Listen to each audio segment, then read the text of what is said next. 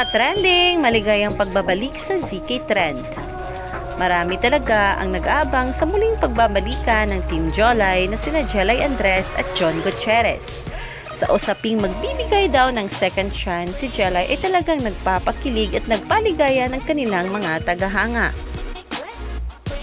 Sa bagong video na upload nga ni Jelay Andres sa kanyang YouTube channel na may caption na "Let's give a second chance", ay marami ang nag-e-expect na si John Gutierrez na ang bibigyan nito ng isa pang pagkakataon.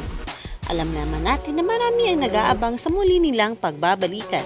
Yun pala ay ang mga aso. Alam naman natin kung gaano napamahal si Jelay Andres sa mga hayop.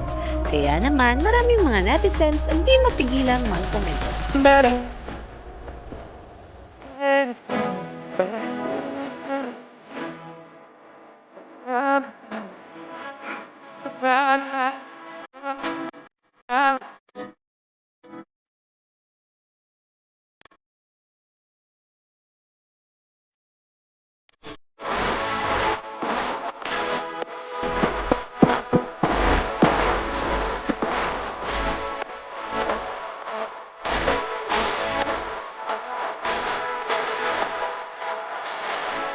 Marami talaga ang humanga sa kabaitang taglay nito at sa laki ng kanyang puso na kahit hayop ay sinasagip niya.